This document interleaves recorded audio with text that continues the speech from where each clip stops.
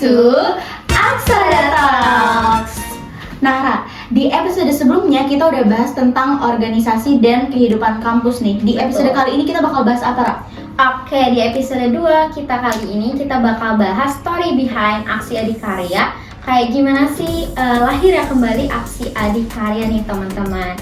Bersama gue Haura Nadine Kaisa dari Prodi Keperawatan angkatan 2024. Di sini gue ditemenin sama Halo, gue Cika dari Prodi S1 Kesehatan Masyarakat angkatan 2024.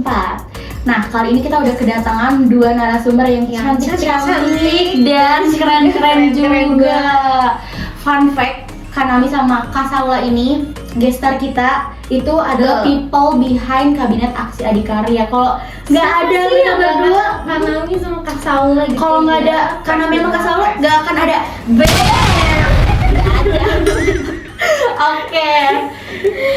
Oke, tanpa lama-lama langsung aja kali ya kita ngobrol. Boleh diperkenalkan dirinya dulu Kanami dan Kak Saula, sekalian kesibukannya tuh sekarang lagi ngapain aja gitu. Oke, hello everyone. Gue Nami, gue di sini sebagai ketua BEM Vikas UPN Veteran Jakarta, masa aktif 2025 di sini bersama Saula. Halo semuanya, kenalin nama gue Saula dari S1 Kesehatan Masyarakat 2022. Paling kesibukannya mempersiapkan semester baru. Terus ya di sini sebagai wakilnya Nami. Betul. Kalau gue dari S1 Fisioterapi angkatan 22 di sini OTW untuk masuk preklinik di rumah sakit. Wih, keren. Kita pada semester akhir ya. Oke, di tengah kesibukan yang berbeda-beda nih, yang satu Kanami mau preklinik, terus Kak Saula mau sibuk-sibuknya skripsi, magang dan lain-lainnya. Boleh ceritain nggak sih? Ini kita sebenarnya agak berbeda ya pertanyaannya. Apa yang melatar belakangi? Kita langsung ke pertanyaan utama sih sebenarnya. Apa yang melatar belakangi terbentuknya kabinet Aksi Adikarya? Oke, apa ya? Sebenarnya dari gue sendiri, gue memiliki dari track record sendiri memang ada di masalah kepemimpinan dan lain-lain. Dari dulu mungkin backstory-nya adalah gue di tahun 2023 pernah mencoba untuk mencalonkan diri sebagai ketua himpunan waktu itu di S1 Fisioterapi. Tapi diberikan opportunity yang lebih lagi, gue diberikan chance untuk ke BEM UPN Veteran Jakarta di tahun 2023 ke 2024. Jadi masa aktifnya di saat itu adalah 2024. Nah, di masa aktif itu ada struggle juga, mungkin di tahun ke tahun pasti struggle dari Vikas adalah mencari penerus dari BEM Vikas itu sendiri.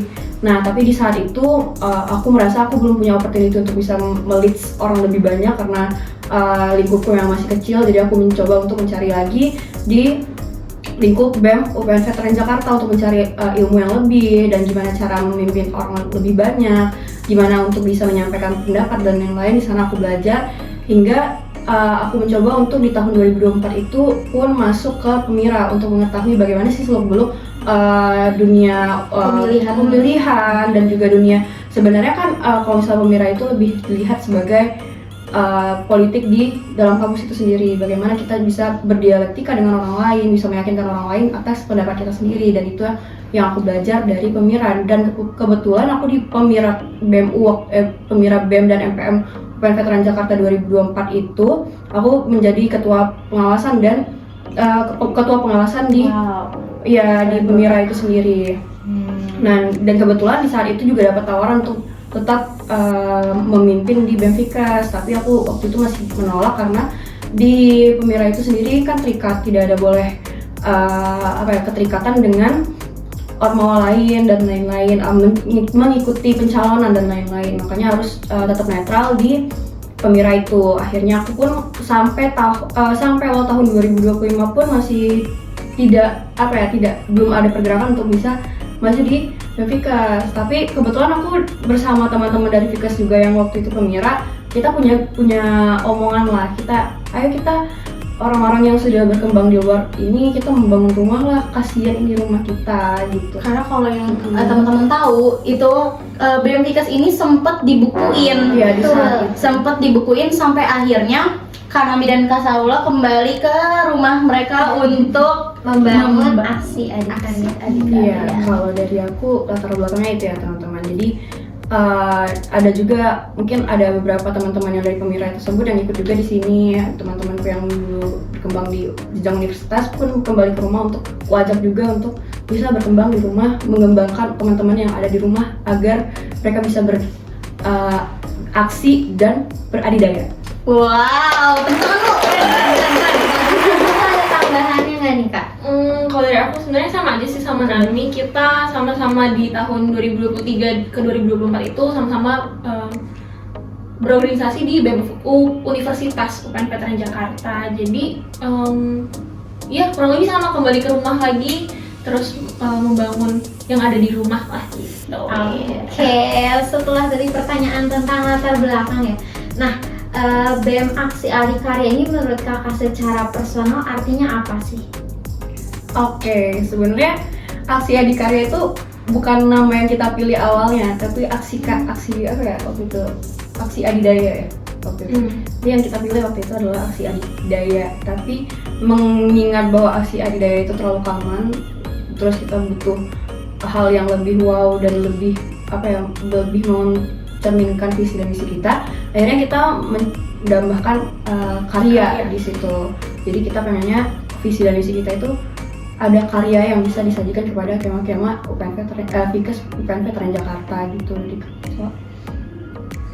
Kalau secara personal sebenarnya kita berdua sama-sama sepakat sih jatuhnya ya. Kalau kita maunya tuh periode kita tahun ini tuh jadi wadah buat kita juga buat mengabdi ya Mia, bukan buat belajar lagi, tapi kita maunya kali itu kita mengabdi gitu ke teman-teman yang ada di Vikes gitu sih kalau secara personal.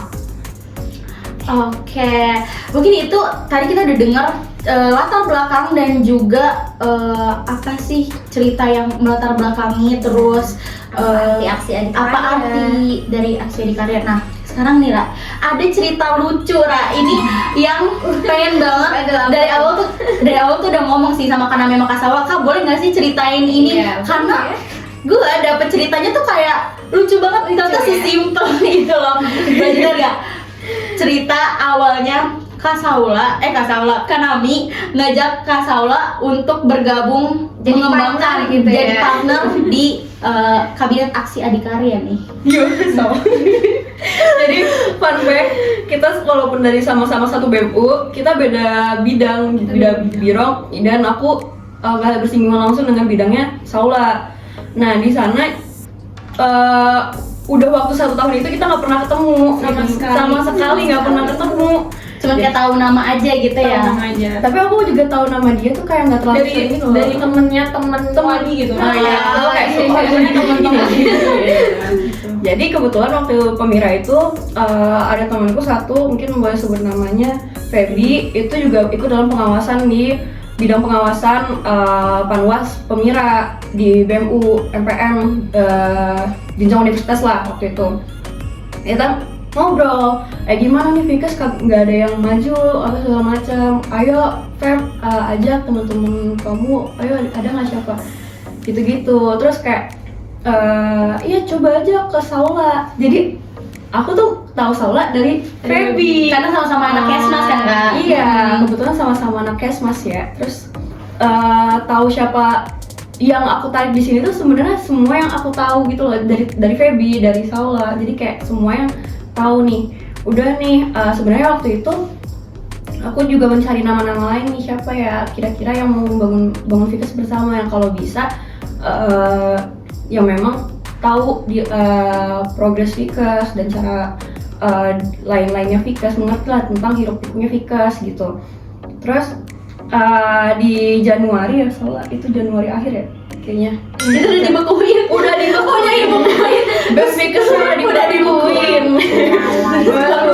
baru tuh lagi libur kan, lagi gabut, aku ngechat, halo Saula, gitu. Aku DM, aku sebelumnya belum nge-follow, bahkan benar-benar aku nge-follow dia. Aku tahu juga dari teman-temanku kayak Feby, kayak gimana sih gambaran karakter Saula, gimana sih gitu-gitu. Aku kayak tahu nggak sih kalau misalnya di Islam tuh kalau mau mau meminang orang aku tahu dari lingkungannya dulu gitu.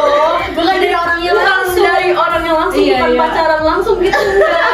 Jadi aku tuh nyari info dari informan-informan. Ini Saula tuh kayak gimana, terus akhirnya aku DM, halo Saula, aku Nami, aku dengar kamu ada niatan ya untuk gini-gini untuk maju bersama di BEM Fikes.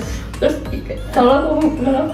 Iya ada dulu ya? Udah lama Iya, banget. ada dulu sebelum dibukuin. Jadi sebenarnya benar kenal Nami itu dari Feby. Bahkan Nami itu tuh udah dari awal banget. Nah, Feby dan Nami itu udah bareng di Pemira dari tahun 2023. Iya. Enggak 2002. Aku anaknya. Jadi dulu Feby pernah ada di Pemira 2022 dan 2022 dan Iya. 2023 ya. Ya, terus ketua panwasnya waktu itu adalah kepala bidangku di BEMU. Jadi kayak saling tahu berhubungan Gitu deh, pokoknya. Dunia sempit Kayak teman gitu ya. Saling berhubungan semuanya. semuanya saling berhubungan. Terus zaman Kak Saula gimana? Ya udah pokoknya gitu tahu Nami. Nah, tapi taunya cuma namanya doang. Nami Feby tuh salah satu sahabatku dan dia sering banget cerita soal Nami gitu. Tapi taunya tuh benar namanya doang, tok. Bahkan mukanya tuh nggak tahu. Cuma tahu kelakuannya doang kalau di sama tahu namanya doang. Terus ya udah sempat memang ada niatan untuk maju cuman aku maunya maju tuh berpasangan, jadi aku maunya tuh udah kenal dulu sama pasanganku baru aku mau maju, aku nggak mau maju sendiri gitu kan. Terus ya udah cuman disebut ya udah sama Nami tuh kayak Nami dari Feby, ya udah gitu kan. Terus sampai di akhir Nami ngechat tuh dia bilang sempat ada niatan mau maju dulu tapi baru 2 hari yang lalu di BEM-nya dibukuin gitu, jadi udah nggak ada niatan. Terus Nami ngechat gitu. Jadi jawabnya apa ya? Iya jawabnya gitu kayaknya. Lalu ada terus Nami ajak lagi. Beneran besok malamnya kita video kita teleponan, bikin semua grand design segala macam. Visi misi itu beneran hampir tiap hari. Bener-bener kayak kayak Cuma berawal dari DM kayak ngomong karena ngomong kayak gini, mau gak jadi tapi ini emang macomblangnya tuh si Feby sih. Jadi Feby yang udah sama Saula. Thank you Mbak Feby. Juga terus orang yang membentuk kabinet aksi Adikarya. Oke, setelah kita tahu Cerita lucunya nih di balik perkenalan, bukan perkenalan sih, awal mulanya berpasangan ya, karena sesimpel itu dari DM kayak orang bermain, kayak orang bermain terus lebih lancar dari orang kenalan dari dating app kan. beneran Lebih lancar akhirnya. bener-bener dari DM terus langsung bikin visi misi, bikin proker, bener-bener gak main-main gitu loh. benar-benar selancar itu ya sehingga menjadi pres dan wapres pasangan. Oke, jadi gimana proses aksi Adikarya dari mulai 0 sampai sekarang resmi berjalan nih Kak? Dari Sekarang awal kita ini udah hampir mau demis juga ya?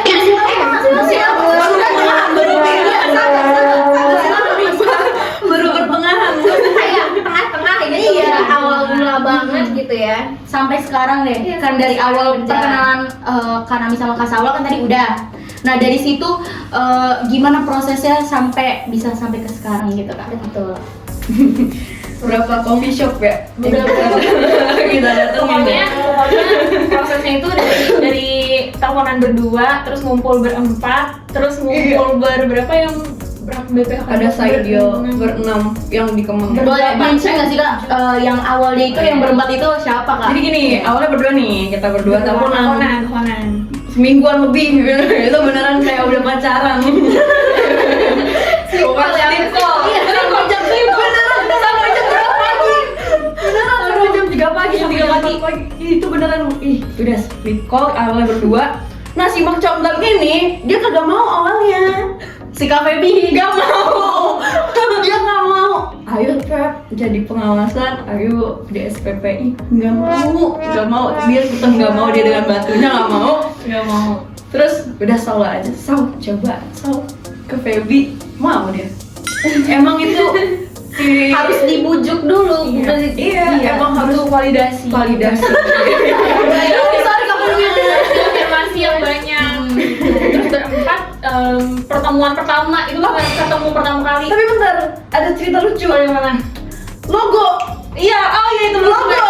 Jadi gini teman-teman. zaman waktu di online itu kita ngajak beberapa orang ya, banyak lah pokoknya banyak segala macam nyusun siapa aja yang mau kira-kira yang di BMU, yang di Universitas MPM segala macam kita telepon-teleponin buat balik lagi ke Fikas. Nah ada orang Fikas juga si manusia ini kita pasti kenal. Jadi Ical waktu itu kita lagi bingung nih logonya apa ya, wah Ical kan jago bikin desain apa segala macam. Beneran dalam 1 hari kelar dan dia ngeiyain. Beneran itu kelar dan semua itu bukan logo Aksi Adikarya doang, tapi itu seperbidang semuanya itu dia udah bikin dia bikin gong. Keren banget Bang Ical. Dia benar-benar kayak gitu. Iya. Nah itulah yang berawal hanya dari berdua jadi berempat. Dan waktu itu Bang Ical, Kak Feby, Kak Nami, Kak Saula. Dari situ dari berempat itu kalau salah bertambah terus. Kayak saling mengajak satu sama lain gitu kan. 7. Iya, sampai sekarang. Sampai sekarang. Terbentuklah BPHPI BEM Fikes Veteran Jakarta. Kita melewati banyak coffee shop di Jakarta. Pembentukan. Oke. Tentunya ya membangun organisasi dari nol, kalau kata abang-abang pom bensin dari nol ya Kak. Dari nol ya, asal udah nemenin dari nol jangan ditinggal. Waduh. Jangan dong. Nah, tentunya membangun sesuatu dari nol itu bukanlah hal yang mudah dong Kak. Boleh cerita nggak sih Kak tantangan pada saat kakak Kanami, Kak Saula, dan kakak-kakak lainnya, kakak BPHPI itu membangun kabinet aksi adikarya dari nol? Tantangan terbesarnya adalah mungkin dari awal dari nol banget nih. Yang susahnya cari SDM sih. SDM Iya. untuk BPH sih itu susah. Iya. Iya benar dari BPH BPH dulu. Mungkin yang paling berasa di kita pas mencari BPH-nya gitu. Itu susah banget, benar-benar berhari-hari ya, Bahkan hampir berminggu-minggu deh itu. Untuk berbulan-bulan.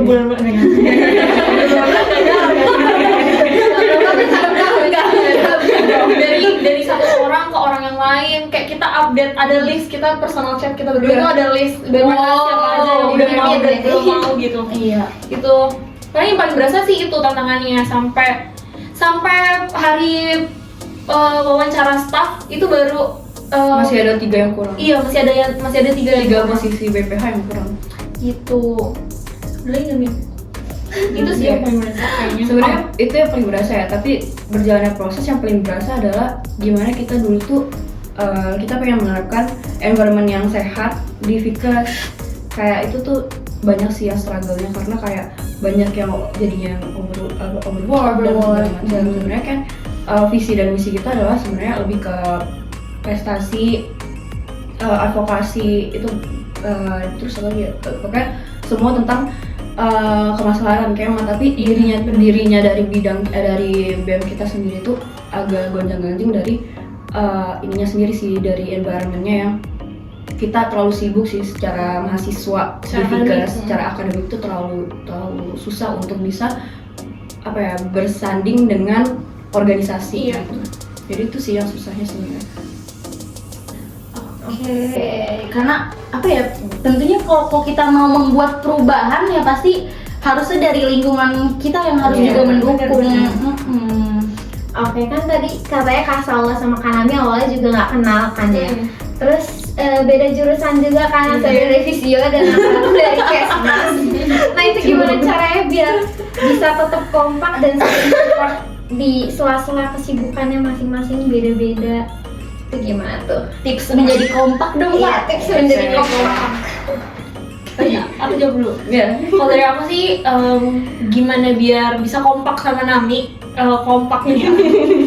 Mungkin lebih ke saling support kali ya. Jadi kita kalau dari aku pribadi, aku basicnya lebih ke saling menghargai aja sih. Karena kayak kita punya kesibukan masing-masing, kita punya kondisi kita masing-masing. Jadi lebih menghargai aja. Kalau misalnya Nami lagi sibuk banget, terus lagi nggak settle juga nih buat banyak turun ngurusin BEM, ya aku yang bakal menggantikan Nami. Begitupun juga Nami. Kalau misalnya aku lagi nggak settle, lagi ada yang aku kerjain, lagi ada kesibukan lain, pasti Nami yang ikut turun gitu. Jadi kita nggak perlu mesti kemana-mana berdua, tapi lebih ke saling backup, saling support gitu sih.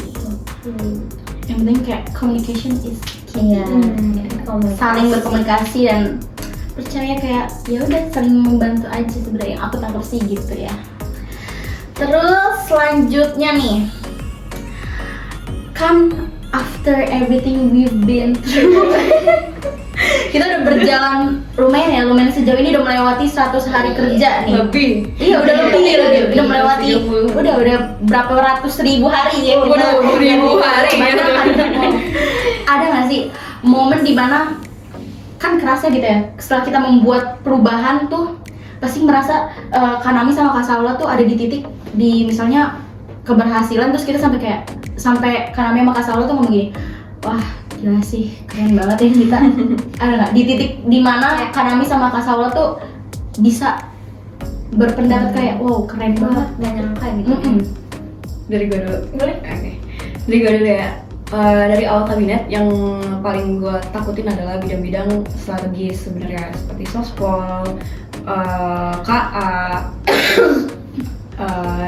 yang bidang-bidang yang kebanyakan mengenai isu kemahasiswaan dan juga isu nasional kan. Karena dari basic dari tahun ke tahun pun yang aku lihat, Fikes tuh memang lemah lah tentang kesadaran mengenai isu baik dari isu kemahasiswaan maupun isu nasionalnya. Nah di situ yang aku takutkan. Jadi aku pada awal kabinet ini dibentuk, aku fokusku memang untuk mengembangkan bidang yang kurasa perlu untuk didampingi gitu kan. Jadi dulu aku di awal periode itu 1 bulan pertama dan 1 sampai 2 bulan pertama itu aku benar-benar mengejakan lah kayak harus ini dari A, habis itu ke B ke C untuk bidang-bidang yang strategis. Dan aku melihat sekarang, wah ternyata KA udah bisa melakukan advokasinya sendiri, audiensnya sendiri, terus bisa menyuarakan mengenai kemarin mungkin ada masalah isu pencicilan di Kema Fikes kemarin yang katanya kalau nggak bisa dilakukan pencicilan, akhirnya sampai sekarang mereka berhasil untuk bisa melakukan ini lagi berjalan. Iya, dan terus ada sospol mereka ikut demo waktu itu, dan waktu itu berhasil. Itu menurutku itu terbanyak setelah 2 tahun ya, masa terbanyak Fikes setelah 2 tahun untuk ikut demo dan lain-lain. Dan mereka udah ngerti loh, oh ternyata kenapa sih kita Kema Fikes itu harus aware dengan isu-isu nasional, kenapa sih kayak perubahan RU dan lain-lain mengenai hukum, terus kayak kebijakan lingkungan, apalagi Kesmas mungkin banyaknya lingkungan juga di highlight kan. Terus kayak kesehatan dan lain-lain itu kita harus sadar karena kita tuh kalau misalnya dari hukum bilang itu hukum adalah obat. Nah kita ini adalah obat, kita juga mencari obat untuk obat diri kita sendiri gitu. Makanya aku sangat highlight di situ juga. Terus Salah gimana Salah? Sebenarnya dari awal banget ya Mi, dari kita mencari staff kita udah skeptis bakal cuma dapet 30 orang, terus turns out wawancara tuh tembus 80 total semua fungsionaris BEM ada 80. Itu titik pertama kayak ternyata kita keren gitu. Bisa ternyata ada loh yang sampai itu. Ternyata banyak gitu loh SDM yang kita bisa dapatkan gitu. Cuman seiring berjalannya BEM yang bikin ngerasa oh kayaknya ini kita melewati jalan yang tepat gitu. Itu dari mungkin yang berasa di aku tuh proker-proker eventual, kayak misalnya dari Nikap itu berjalannya Porseni itu udah sampai tembus skala nasional ya, mencapai 5 provinsi pertama kalinya kayaknya dari sejarah Fikes gitu. Nggak pernah kayaknya tuh nasional dapat 5 provinsi pesertanya. Terus semuanya full slot. iya itu apalagi ya, Fikes Mengabdi juga ya. Iya, alhamdulillah Fikes Mengabdi ini juga tembus di PPK Ormala. Jadi ini pertama kalinya juga setelah bertahun-tahun PPK Ormala ini ada di UPN pun. Ini yang kedua di UPN yang pernah PPK Ormala setelah FH di tahun 2022 apa 2023 gitu. Fikes yang lolos ya di tahun yang kedua ya. Terus ya dari biro-biro juga ya, dari Medinfo luar biasa dari awal banget karena nih jujur Bapak Medinfo ini dari awal banget menemani kita, jadi kelihatan banget kalau kita keren gitu. Itu terus ya, dari SPPI juga ya udah menghasilkan produk hukum sekian lama.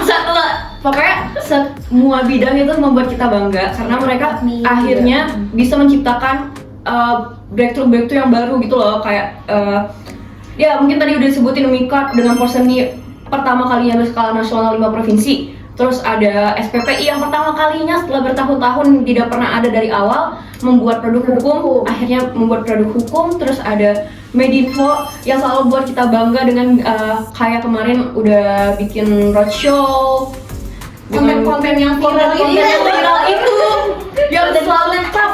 Kak, gimana caranya buat masuk Fikas? Kayak ini nih, keviralan itu. Terus KA dengan yang akhirnya bisa melakukan pencicilan dan lain-lain. Bahkan pun ada sekarang prokernya Galaxy. Itu kan mereka akhirnya bikin bantuan ya untuk orang-orang yang kurang mampu, dan ini tuh baru pertama kali lagi ada di Fikas gitu, untuk bisa adanya bantuan UKT lah, bantuan berupa dana kepada orang yang kurang mampu. Terus apa lagi? Admin juga, persyaratannya juga lancar banget, belum ada masalah sampai sekarang. Jujur masih belum ada laporan yang salah, karena biasanya tahun ke tahun ada selalu drama antara himpunan. Selalu lancar ya, surat persuratan, uang keuangan, Oke, aku mau nanya pertanyaan random sih sebenarnya, karena kan tadi pertanyaannya udah cukup panjang ya. Ada nggak sih orang yang suka asbun hal-hal random tapi malah jadi ide yang besar gitu? Kayak misal, aku mau buat kegiatan ini tapi malah kayak jadi proper program kerja gitu. Atau dan misalnya tuh di antara Kanami Kasaula dan kakak-kakak BPHP itu misalnya asbun ngomongin ini, tapi ternyata beneran terjadi loh. Beneran terjadi gitu. Asbun sebenarnya semuanya asbun. Jujur, semua BPH asbun dari awal kita membentuk juga itu semua berdasarkan asbunan.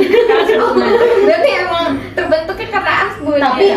asbun berjalan dengan baik loh, banyak hasilnya. Itu namanya manifesting. Iya, manifesting, bener, manifesting. Mungkin ini apa ya? Apa tuh? Last question. Last question, satu kalimat atau satu kata nih dari Kanami sama Kasaula. Satu saja. Iya. Berdua ya. Bareng. Buat describe kabinet aksi adikarya supaya orang-orang di luar sana tuh tahu. Gitu. Seaksi apa sih? Seaksi dan seberkarya apa sih? Bentar ya. Oke, kita diskusi dulu. Apakah aksi adikarya benar beraksi? Oke, 1, 2, 3. Kalau dari kita apa tadi? Kita mau belajar. Salah. Kita langsung 2, 3. Kita mau belajar tapi mau mengabdi. Kita mau belajar tapi mau Kita bukan mau belajar tapi mau mengabdi. Artinya apa nih Kak? Kalau boleh tahu? Ya, jadi kita di sini tuh bukan pengen main-main gitu loh, bukan cuma pengen ya udah bikin kesalahan gitu, tapi kita bikin kesalahan yang benar-benar untuk gongnya gitu, ngerti nggak sih, untuk mengabdinya. Jadi kayak kita lebih ke dampak orang banyaknya, how to influence people. Wah, tepuk tangan lagi, tepuk tangan. Oke, karena tadi udah beberapa pertanyaan yang cukup panjang nih. Udah lumayan lama juga ya. Kita masuk ke closing statement. Mungkin dari Kanami ataupun Kasaula ada tips ataupun pesan buat teman-teman dari Fikas Zen yang mungkin mau mencoba menjadi pemimpin dan juga membangun organisasi sendiri tapi kayak masih takut gitu dan belum pede. Itu ada gak tips dan kesannya gitu? Ulan. Paling kalau tips dan pesannya buat teman-teman yang mau berorganisasi, pertama banget sih jangan takut ya. Jangan takut, karena sebenarnya kalau teman-teman Fikas ini yang aku lihat banyak banget takutnya gitu loh. Jadi teman-teman jangan takut, terus teman-teman carilah lingkungan yang tepat menurut teman-teman, sesuai dengan pribadi teman-teman, karena lingkungan yang tepat untuk teman-teman berkembang gitu loh. Jangan mau ada di lingkungan yang nggak membuat teman-teman berkembang gitu. Carilah lingkungan yang membuat teman-teman berkembang, karena itu tadi sih, dengan adanya jangan takut dan mau berkembang, pasti teman-teman bisa melangkah, at least bisa stand up buat diri teman-teman sendiri. Itu suatu bentuk kepemimpinan juga menurut aku. Bagaimana kita nge-lead diri kita sendiri gitu. Oke, kalau dari aku sendiri, first thing first pasti set the goals. Jadi kalau misalnya apapun yang kalian pengen lakuin adalah set the goals, Jadi kalian tahu kalian mau mencari tadi yang lingkungan yang seperti apa yang kalian nyaman, seperti apa yang kalian berkembang, karena berkembang itu masing-masing kita berbeda ya teman-teman pastinya. Tapi kita punya satu visi, punya satu visi dan berbagai misi yang bisa menciptakan visi itu sendiri. Makanya set the goals. Terus yang kedua, jangan takut untuk bertanggung jawab terhadap diri kamu sendiri gitu. Jadi apapun, kalau misalnya kamu gagal, masih ada kalau misalnya kaki kamu salah melangkah satu, masih ada kaki yang sebelah kiri. Kalau misalnya kamu nggak bisa kaki kamu dua-duanya, kamu masih punya 2 tangan. Kalau misalnya kamu nggak bisa 2 tangan, kamu masih punya tangan orang lain untuk bisa memeluk kamu. Keren banget. Jadi intinya jangan takut untuk bertanggung jawab dan jangan takut untuk gagal ya teman-teman. Kan kita nggak tahu kalau misalkan kita nggak coba bakalan bisa berhasil atau enggak. Ada lagunya nggak? Ada lagunya apa tuh? If we never try, how will we know? Kita nggak akan tahu kalau misalnya kita belum mencoba. Jadi jangan takut untuk mencoba. Dari sebelum-sebelumnya juga kita udah mention itu, jangan pernah takut untuk mencoba. Itu sih kuncinya dari dulu ya. Betul. Mendingan coba sekali daripada nggak sama sekali. Iya betul lah. Oke, mungkin udah sejauh ini kita berbincang-bincang bersama Pres dan Wapres. Udah udah banyak dapat insight. Kita mau say thank you banget ke Kak Nami dan Kak Saula atas waktunya, udah menyempatkan waktunya untuk berkunjung dan berkunjung ke ya. Aksara Talks. Kita dapat banyak banget pelajaran, insight dan cerita menarik, dan akhirnya ya kita bisa menceritakan cerita di balik behind aksi Adikarya ini. Dan thank you juga buat teman-teman Vikazen yang udah nonton kita terus. Teman-teman bisa loh komen down below buat Kalau misalnya mau request narasumber bisa komen-komen di bawah dan jangan bahas apa lagi juga boleh komen di bawah. Dan jangan lupa buat nonton terus podcast kita buat cerita seru dan inspiratif selanjutnya. See you.